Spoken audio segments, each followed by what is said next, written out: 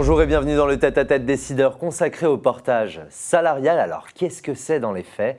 Le portage salarial est une relation contractuelle tripartite dans laquelle un salarié porté ayant un contrat de travail avec une entreprise de portage salarial effectue une prestation pour le compte d'entreprise client, définition selon le site du service public pro.fr. Et pour nous en parler avec ces mots, j'accueille sur le plateau mon invité du jour, Prince Mukumbuka, le CEO de CGLM. Bonjour à vous. Bonjour, merci de m'avoir invité. Au plaisir. Alors, on va rentrer dans le vif du sujet. Quelles activités sont concernées par le portage salarial ? Eh bien, il faut savoir que le portage salarial est né dans les années 80, qui a été fondé donc par des cadres seniors désireux de retrouver une activité professionnelle. D'accord. Et au départ, le portage salarial était destiné aux activités intellectuelles. Par la suite, en mars 2017, est née une convention collective qui a permis d'élargir un petit peu ce scope. Et donc aujourd'hui, le portage salarial s'adresse maintenant aux activités d'audit, de formation, mais aussi de conseil. Quels sont les types de contrats de travail concernés par le portage ? Eh bien, il y a deux types de contrats essentiellement qui sont mis en place dès le départ. Un contrat entre la société dans laquelle va intervenir le salarié porté, mais également un contrat de travail qui est mis en place avec le salarié porté. Donc il y a deux types de contrats qui sont possibles d'être mis en place avec le salarié porté. Il y a donc un CDI et un CDD.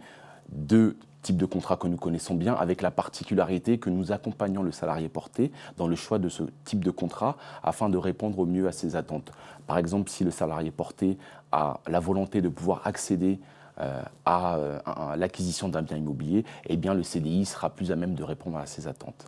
Prince, je fais appel à votre objectivité. Quels sont les avantages versus les inconvénients du portage salarial ? Eh bien, parmi les inconvénients, je vois deux en particulier. Déjà le coût, puisqu'il y a des frais de gestion qui peuvent aller de 4 à 10% dans la mise en place du contrat. Ces 4% sont déduits du chiffre d'affaires généré par le consultant, mais également des frais qui tournent autour de 50% pour un salarié porté versus 43 à 45% pour une EURL ou une SASU.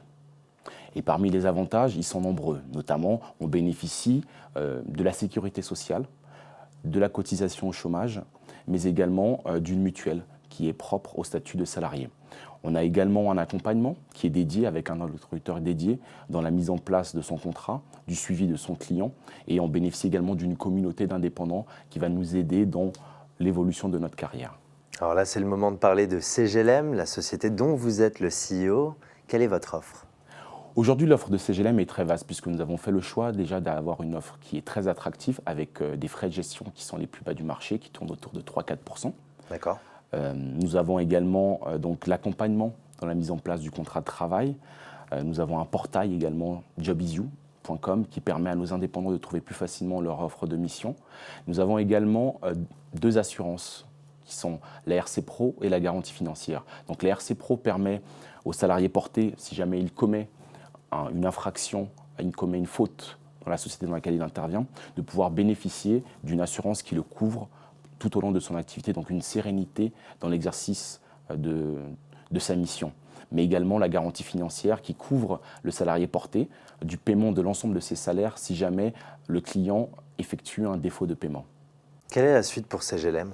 Eh bien, la suite pour CGLM, dans les mois et les années à venir, c'est de pouvoir en fait élargir notre offre et permettre à un plus grand nombre de personnes de pouvoir accéder au statut d'indépendant, puisque, comme vous le savez, on parle énormément d'ascenseur social, et l'ascenseur social est un vecteur qui va permettre à nos jeunes de pouvoir exercer une activité, trouver un métier, afin de pouvoir faire face à la mondialisation et aux défis qui nous attendent dans les années à venir. Et vous pensez que le portage est la solution ?